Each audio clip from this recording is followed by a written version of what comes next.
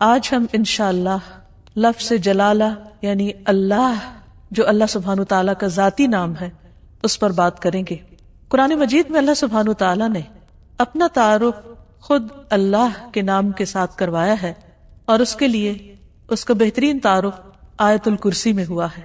اللہ لا الہ الا ہو الحی القیوم لا تأخذہ سنۃ ولا نوم لہ ما فی السماوات وما فی الارض من ذا الذی یشفع عنده الا بإذنہ یعلم ما بین ایدیہم وما خلفہم ولا يحيطون بشيء من علمه إلا بما شاء وسع كرسيه السماوات والأرض ولا يؤوده حفظهما وهو العلي العظيم۔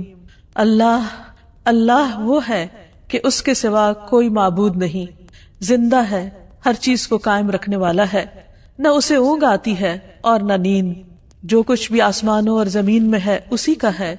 کون ہے جو اس کے پاس اس کی اجازت کے بغیر سفارش کرے؟ وہ جانتا ہے جو کچھ ان کے سامنے ہے اور جو ان کے پیچھے ہے، اور وہ اس کے علم میں سے کسی چیز کا احاطہ نہیں کر سکتے مگر جتنا وہ خود چاہے۔ اس کی کرسی آسمان و زمین پر چھائی ہوئی ہے اور اسے ان دونوں کی حفاظت نہیں تھکاتی۔ وہ سب سے بلند اور سب سے بڑا ہے۔ یہ ہے اللہ رب العالمین۔ لفظ اللہ سبحانہ تعالیٰ کا ذاتی نام صرف اللہ ہی کے لیے مخصوص ہے۔ پوری کائنات میں اللہ کے نام سے سوائے اس کے کوئی بھی نہیں جانا جاتا، کسی اور کا یہ نام ہے ہی نہیں۔ هل تعلم له سمیہ؟ نہیں، یہ نام ایک انتہائی خوبصورت نام ہے۔ اگر اس کی تحریر پر آپ غور کریں تو اس کے ساری شیپ اوپر کو اٹھتی ہوئی جاتی، جو اپنی تحریر کے اعتبار سے بھی اللہ سبحانہ تعالیٰ کی عظمت اور بلندی پر دلیل ہے۔ اس کو اسم الجلالہ، اللہ کا عزت والا نام، بلند نام، جلیل القدر نام، جو اسماء حسنہ میں سے سب سے عظیم اور اعلیٰ ہے، صرف اسی کا ہے۔ اس کے لغوی معنی کیا ہے؟ اس کا مطلب کیا ہے؟ اس کی اصل الالہ ہے، لیکن باقی اسماء کے ساتھ جب ال لگتا ہے تو الگ پڑھا جاتا ہے۔ لیکن سبحان اللہ سبحانہ تعالیٰ کے اس نام میں ال اس کا حصہ بن چکا ہے، یعنی اللہ بجائے اس کے کہ ہم کہیں الالہ، وہ خاص الہ، کیا کہا جاتا ہے؟ اللہ۔ عربی لغت میں یہ لفظ 4 معنوں میں استعمال ہوتا ہے۔ نمبر 1 المعبود، یعنی اللہ کون ہے؟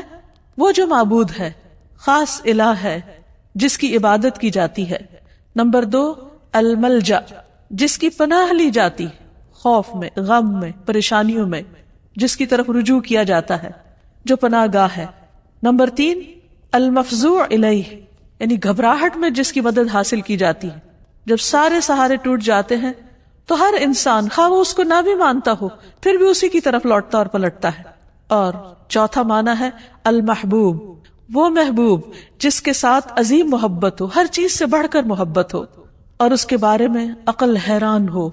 لا تدرکہ الابصار، جس کو نگاہیں نہ پا سکتی ہوں، وہ یدرک الابصار، اور وہ سب نگاہوں کو دیکھتا ہے، جانتا ہے کہ کون سی نگاہ کس طرف اٹھی ہے۔ تو اللہ سبحانہ تعالیٰ دراصل ساری کائنات کا حقیقی معبود ہے، ان کا بھی جو اس کو مانتے ہیں اور ان کا بھی جو اس کو نہیں مانتے۔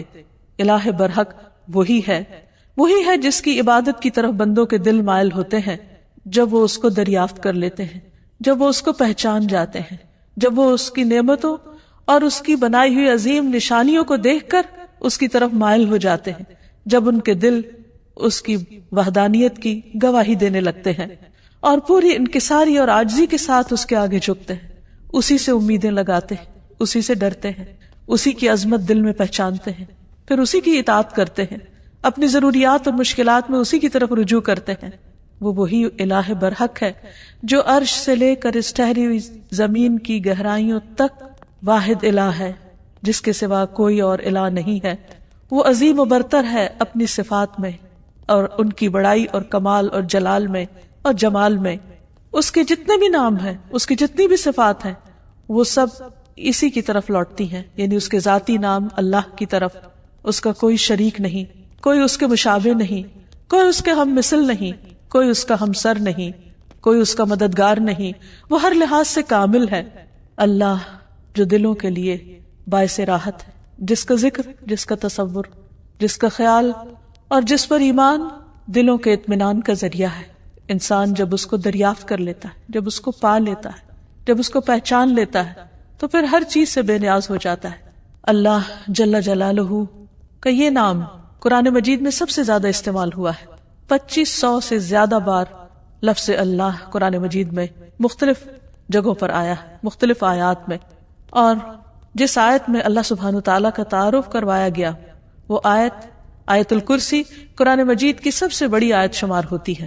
ابی ابن کعب سے مروی ہے کہ نبی صلی اللہ علیہ وسلم نے ایک مرتبہ ان سے پوچھا کہ قرآن کریم میں سب سے عظیم آیت کون سی ہے؟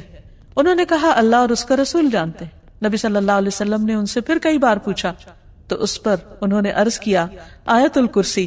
اس پر آپ بہت خوش ہوئے اور فرمایا کہ ابو المنذر تمہیں علم مبارک ہو، یعنی واقعی تمہارے پاس علم ہے، تم جانتے ہو کہ اللہ کون ہے، اور اس کا تعارف قرآن مجید میں جس آیت میں ہے وہ آیت اسی بنا پر سب سے بڑی آیت شمار ہوتی ہے۔ پھر ہر رسول نے اپنی اپنی امت کو اللہ ہی کی عبادت کی طرف بلایا، اسی الہ کی طرف متوجہ ہونے کے لیے کہا۔ قرآن مجید سے ہمیں پتہ چلتا ہے کہ جس قوم میں بھی کوئی نبی جو آیا اس نے لوگوں کو اللہ کی عبادت ہی کی دعوت دی۔ ارشاد باری تعالیٰ ہے وَلَقَدْ بَعَثْنَا فِي كُلِّ أُمَّةٍ رَسُولًا أَنِ اعْبُدُوا اللَّهَ وَاجْتَنِبُوا الطَّاغُوتَ۔ ہم نے ہر امت میں ایک رسول بھیجا جو انہیں یہی کہتا تھا کہ لوگوں اللہ کی عبادت کرو اور طاغوت سے بچو، یعنی غیر اللہ کی عبادت سے بچو۔ نبی صلی اللہ علیہ وسلم نے بھی لوگوں کو اللہ سبحانہ وتعالیٰ ہی کی عبادت کی طرف بلایا۔ ربیہ بن عباد دیلمی سے روایت ہے، یہ وہ صحابی ہیں جنہوں نے جاہلیت کا زمانہ بھی پایا اور پھر مسلمان ہو گئے۔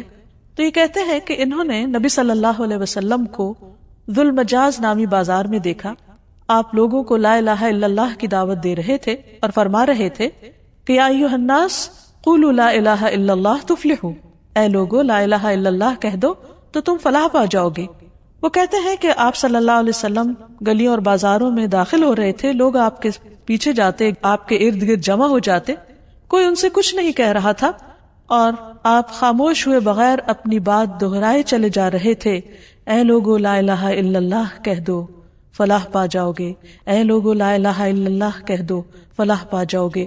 گویا انسان کی کامیابی، اس کی نجات، اس کی فلاح کا انحصار اس بات پر ہے کہ وہ ایک اللہ کو اپنا معبود سمجھے اور اس پر ایمان لے آئے۔ یہی سٹیپنگ سٹون ہے سیدھے راستے کی طرف، کامیابی کی طرف۔ اسی طرح بلحجیم قبیلہ کے ایک آدمی سے روایت ہے، وہ کہتے ہیں کہ میں نے پوچھا اے اللہ کے رسول صلی اللہ علیہ وسلم آپ کن چیزوں کی طرف دعوت دیتے ہیں، یعنی آپ کی دعوت کیا ہے، آپ لوگوں کے لیے کیا میسج لے کر آئے؟ آپ نے فرمایا میں اس اللہ کی طرف دعوت دیتا ہوں جو یکتا ہے، بس ایک ہے، وہ اللہ کہ جب تم پر کوئی مصیبت آتی ہے اور تم اسے پکارتے ہو تو وہ تمہاری مصیبت کو دور کر دیتا ہے، جب تم کسی بیابان اور جنگل میں راستہ بھول جاتے ہو اور تم اس سے دعا کرتے ہو تو وہ تمہیں اپنے اصل مقام تک پہنچا دیتا ہے، جب تم قحط سالی میں مبتلا ہوتے ہو اور اس سے دعا کرتے ہو تو وہ پیداوار ظاہر کر دیتا ہے۔ تو اس سے پتہ یہ چلتا ہے کہ ہر انسان کے اندر اللہ کی ایک ضرورت موجود ہے۔ جب وہ دیکھتا ہے کہ اس کے آس پاس کے سب سہارے گم ہو گئے ہیں تو وہ اس ہستی کو پکارتا ہے جس نے اس کو پیدا کیا اور جس نے اس کے ساتھ ضروریات رکھی اور ان ضروریات کو پورا کرنے کا انتظام بھی فرمایا۔ انسان اپنی فطرت میں اپنے رب کو پہچانتا ہے، لیکن اس کا ماحول اس کو مختلف طرح کے اندھیروں میں رکھ کر اس رب سے دور کر دیتا ہے۔ رسول اللہ صلی اللہ علیہ وسلم نے دراصل لوگوں کو انہی اندھیروں سے نکالا، من الظلمات الی النور، من الظلمات الی النور، اندھیروں سے روشنی کی راہ دکھائی اور انہیں اپنے رب کے ساتھ جوڑا۔ پھر یہ کہ لفظ اللہ کے کچھ خصائص بھی ہیں۔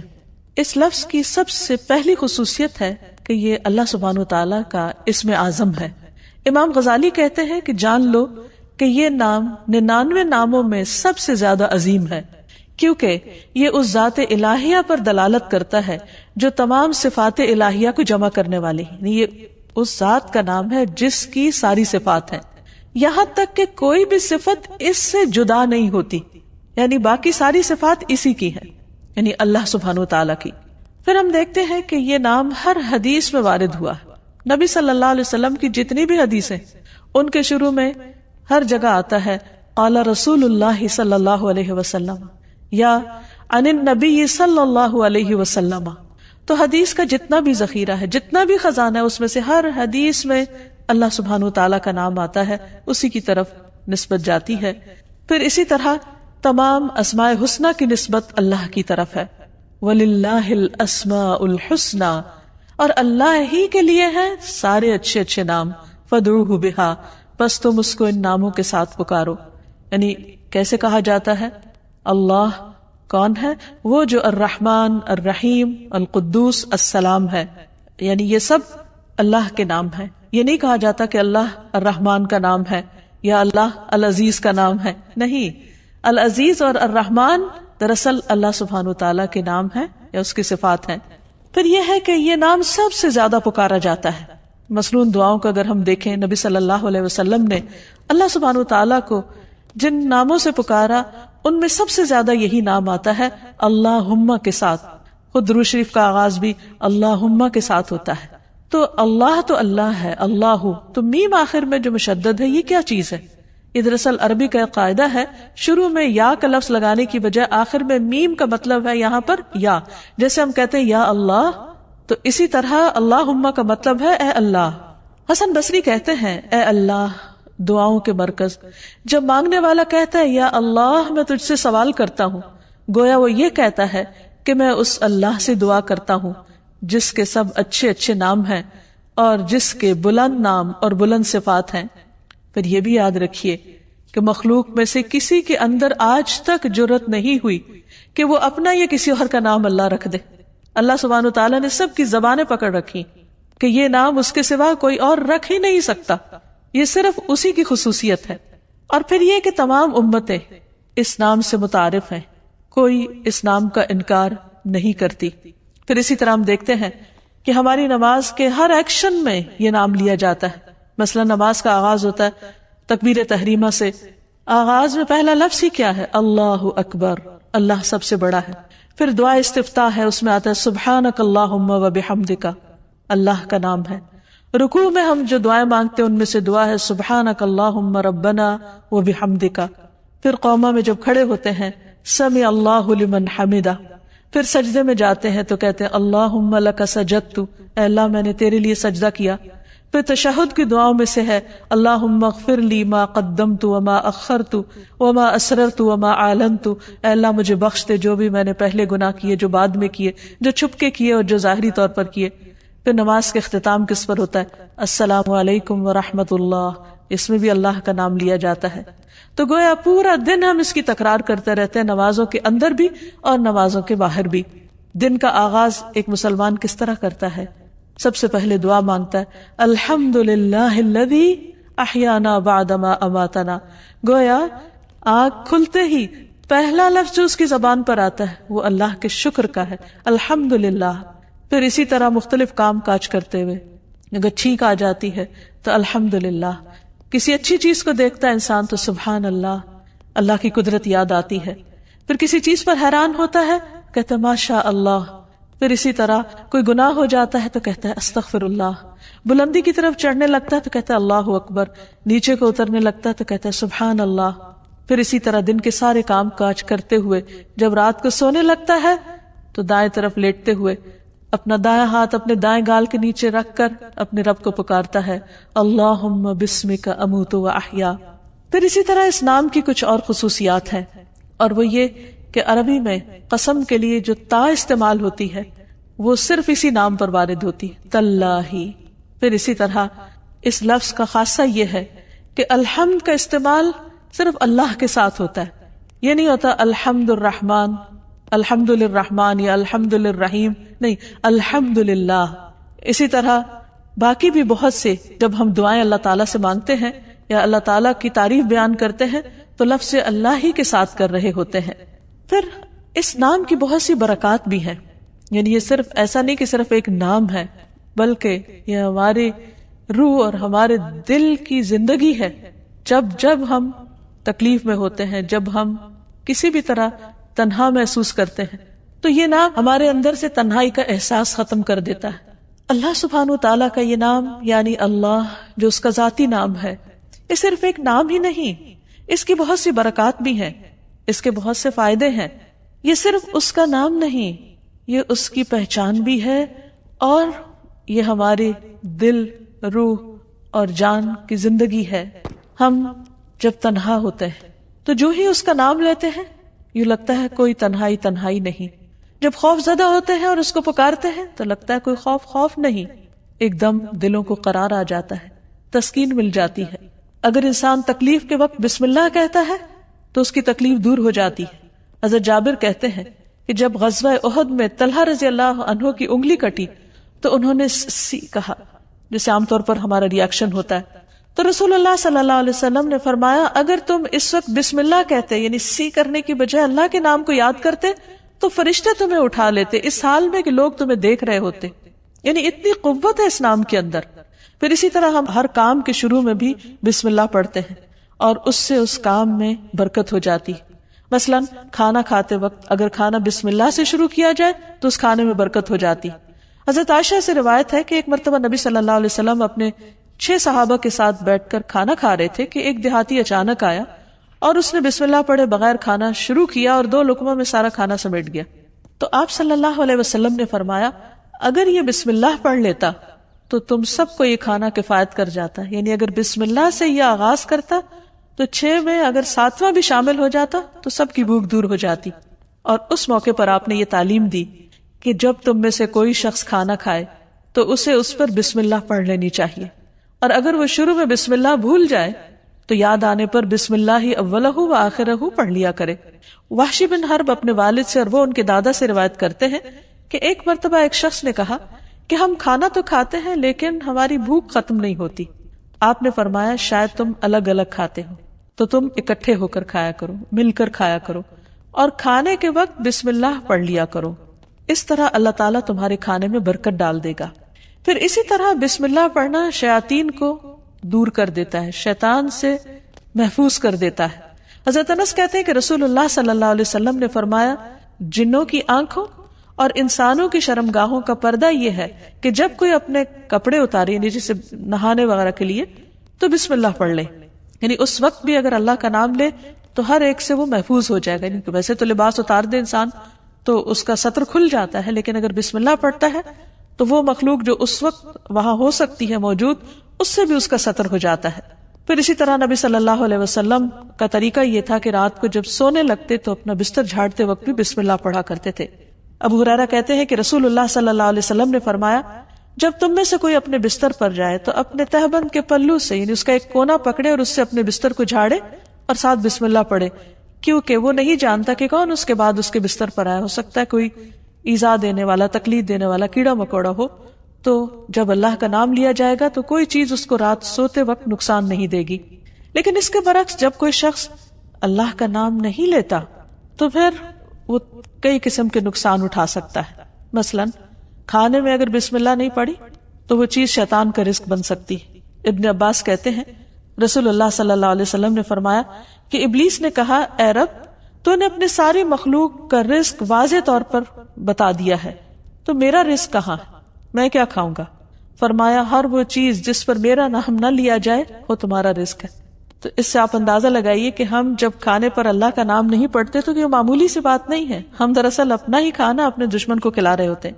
پھر اسی طرح جب انسان گھر میں داخل ہوتا ہے تو گھر میں داخل ہوتے وقت اگر اللہ کا نام نہیں لیتا اور کھانا کھاتے وقت اللہ کا نام نہیں لیتا تو شیطان کہتا ہے کہ آج اس گھر میں تمہارے لیے کھانا بھی ہے اور رات گزارنے کی جگہ بھی ہے. لیکن اگر بسم اللہ پڑھتا ہے انسان تو وہ کہتا ہے کہ آج اس گھر میں نہ کھانا ہے اور نہ تمہاری رات گزارنے کی جگہ ہے. پھر اسی طرح جس مجلس میں اللہ کا نام نہ لیا جائے وہ مجلس قیامت کے دن انسان کے لیے حسرت کا باعث بنے گی. رسول اللہ صلی اللہ علیہ وسلم نے فرمایا جو لوگ کسی جگہ پر مجلس کریں لیکن اس میں اللہ کا ذکر نہ کریں وہ ان کے لیے قیامت کے دن حسرت کا باعث ہوگی. اور جو آدمی کسی راستے پر چلتے ہوئے اللہ کا ذکر نہ کرے وہ چلنا بھی قیامت کے دن اس کے لیے حسرت کا باعث ہوگا. جو آدمی اپنے بستر پر آئے لیکن اللہ کا نام نہ لے وہ اس بستر پر آنا بھی اس کے لیے باعث حسرت ہوگا. یعنی زندگی میں کوئی بھی کام کاج کرتے وقت جب اس کام کاج میں اللہ کا ذکر نہیں ہوتا، اللہ کی یاد نہیں ہوتی، اللہ کا نام نہیں ہوتا تو قیامت کے دن ایسے سارے اعمال انسان کے لیے حسرت و یاس کا ذریعہ بن جائیں گے. کیونکہ جس کام کو انسان بسم اللہ پڑھ کر شروع کرتا ہے وہ کام اس کے لیے عبادت ہو جاتا ہے. کھانا کھانا بظاہر صرف دنیا کا ایک کام ہے، یعنی دنیاوی کام ہے، بظاہر دیکھنے میں کوئی عبادت نہیں ہے، لیکن صرف بسم اللہ پڑھ کر جب آغاز کرتا ہے انسان تو وہ سارا کھانے کا عمل اس کے لیے عبادت بن جاتا ہے. اللہ کا نام لے کر انسان اپنے بستر میں جاتا ہے تو وہ سونا عبادت بن جاتا ہے. وہ واک کر رہا ہے، اللہ کا ذکر کر رہا ہے، گھر سے نکلتا ہے بسم اللہ توکلت علی اللہ پڑھتا ہے، وہ گھر سے نکلنا اس کے لیے عبادت بن جاتا ہے اور اس کو شیاطین کے شر اور دیگر شر سے محفوظ رکھنے کا ذریعہ بن جاتا ہے. اللہ سبحانہ وتعالی نے مختلف چیزوں کے ساتھ اپنے اس نام کو رکھ کر انہیں شرف اور عزت بھی بخشا. مثلا بیت اللہ، اللہ کا گھر، یہ نہیں کہ اللہ تعالیٰ وہاں رہتے ہیں، لیکن اس گھر کو عزت اور شرف بخشی اپنے نام کی طرف نسبت دے کر. پھر اسی طرح آپ نے فرمایا نبی صلی اللہ علیہ وسلم نے کہ 3 لوگ اللہ کے وفد ہیں، یعنی اللہ تعالیٰ ان کو اپنا وفد کہتے ہیں، اپنا ڈیلیگیشن. غازی، حج کرنے والا اور عمرہ کرنے والا، ان کو بھی اللہ سبحانہ تعالیٰ نے عزت اور شرف بخشی اپنے نام کے ساتھ.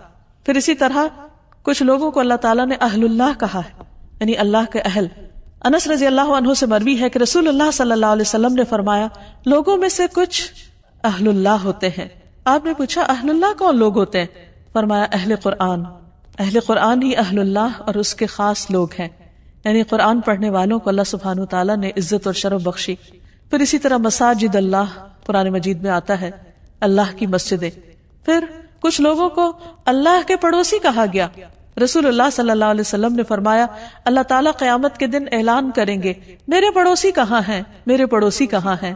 فرشتے پوچھیں گے اے رب کسے زیب دیتا ہے کہ وہ تیرے پڑوس میں آئے، تیرا پڑوسی بنے. اللہ تعالیٰ فرمائے گا مساجد کو آباد کرنے والے کہاں ہیں، یعنی مسجد کو اللہ نے اپنا گھر کہا اور مسجد کی خدمت کرنے والے کو اپنا پڑوسی کہا.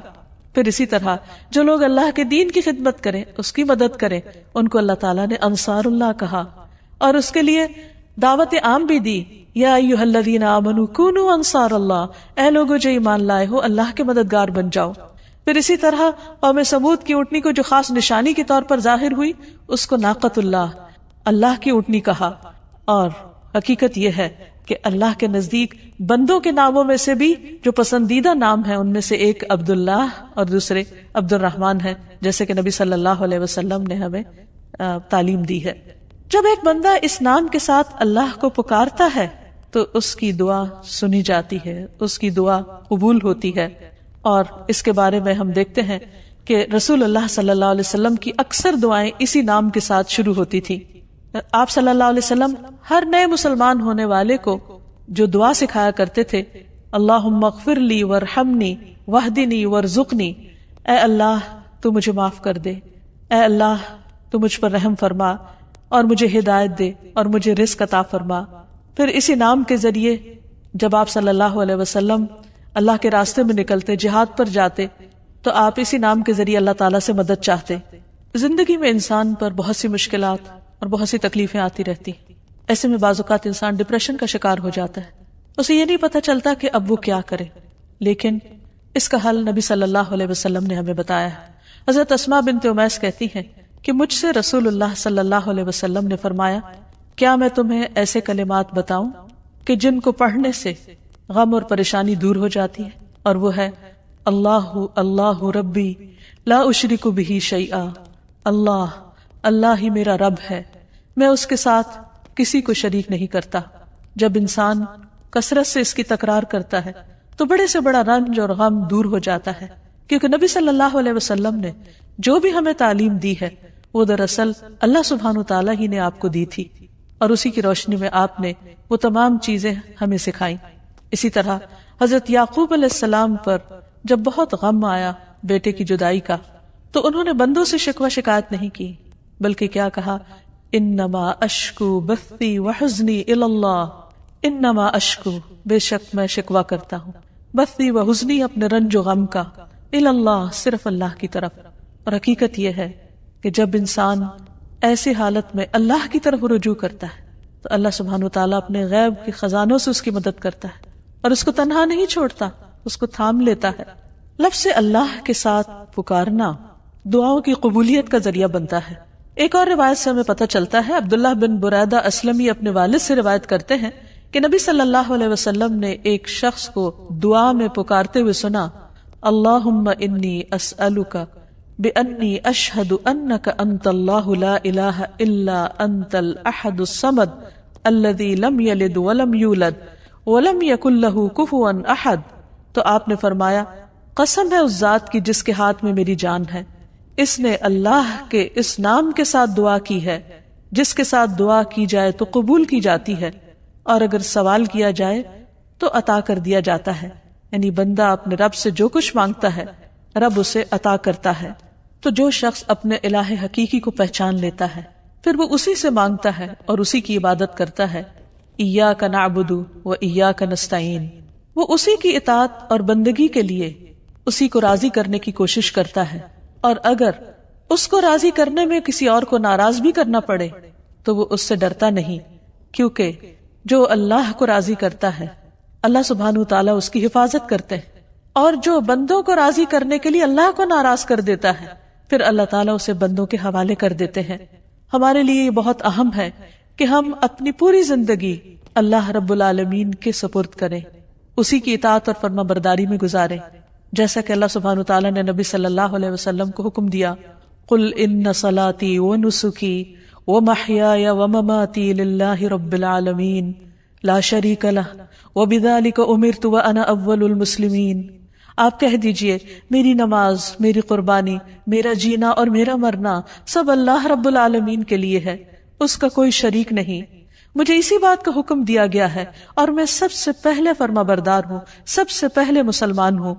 یعنی کسی بھی قسم کی عبادت، خواہ وہ جانی ہو یا مالی ہو، زندگی کا کوئی بھی کام ہو، سب کا سب اللہ کی رضا کے لیے ہونا چاہیے. جیسا کہ ابراہیم علیہ السلام نے اپنے آپ کو اللہ کے سپرد کیا تھا، اللہ کی اطاعت کی تھی. اذ قال له ربه اسلم قال اسلمت لرب العالمین، جب اس کے رب نے کہا کہ تم اپنے رب کے حوالے کر دو اپنے آپ کو، تو انہوں نے کیا کہا کہ میں رب العالمین کا فرما بردار ہو گیا. ایسا ہی دین دراصل اللہ کا مطلوب دین ہے کہ بندہ اپنے آپ کو اللہ کے حوالے کرے، اسی کا فرما بردار بن جائے، اسی کا اطاعت گزار بن جائے. ارشاد باری تعالیٰ ہے وَمَنْ أَحْسَنُ دِينًا، اس سے اچھا دین کس کا ہو سکتا ہے، ممن اسلم وجہہ للہ، جس نے اپنا آپ اللہ کے حوالے کر دیا، اپنا چہرہ اللہ کے لیے تابع کر دیا، اس کے آگے جھک گیا، اس کی بات کے آگے، اس کے حکم کے آگے. وَهُوَ مُحْسِنٌ، اور وہ محسن بھی ہے، ہر کام کو بہت اچھی طرح کرنے والا ہے. وَاتَّبَعَ مِلَّةَ إِبْرَاهِيمَ حَنِيفًا، اور اس نے ملت ابراہیم کی پیروی کی. وَاتَّخَذَ اللَّهُ إِبْرَاهِيمَ خَلِيلًا، اور اللہ نے ابراہیم کو اپنا دوست بنا لیا. تو جو شخص اللہ کی اطاعت اور فرما برداری کرتا ہے وہ اللہ کا خاص بندہ بن جاتا ہے، اور جو اللہ کا خاص بندہ ہوتا ہے وہ دنیا میں سب سے زیادہ خوش قسمت ہوتا ہے، کیونکہ اسے دنیا کے کسی بڑے کا فیور نہیں، اللہ کا فیور اور اللہ سبحانہ تعالیٰ کی رحمت اور بخشش اور عنایت اور رضا اس کو حاصل ہو جاتی ہے. اور اس سے بڑی کیا چیز ہو سکتی ہے اس شخص کے لیے جو اللہ کو اپنا رب مانتا ہو. اسی لیے ایسا بندہ جب رات کو سونے لگتا ہے تو اپنا سب کچھ اللہ کے سپرد کر دیتا ہے، اور یوں اللہ سبحانہ تعالیٰ کے آگے عاجزی اور فریاد کرتا ہے، اللہم اسلمت نفسی الیک ووجہت وجہی الیک وفوضت امری الیک والجأت ظہری الیک رغبتا ورہبتا الیک لا ملجا ولا منجا منک الا الیک آمنت بکتابک الذی انزلت وبنبیک الذی ارسلت. اے اللہ، میں نے اپنی جان تیرے سپرد کی، اپنا چہرہ تیری طرف کر لیا، اپنا معاملہ تیرے سپرد کر دیا، جتنے بھی پریشانیاں، غم اور ہم ہیں سب تیرے حوالے کر دی، تو ہی ان کی بہترین ٹیک کیئر کرنے والا ہے. اپنے آپ کو تیری طرف متوجہ کیا، تجھی پر بھروسہ کیا، تیری طرف رغبت اور تیری خوف کی وجہ سے تیرے سوا کوئی جائے پناہ نہیں.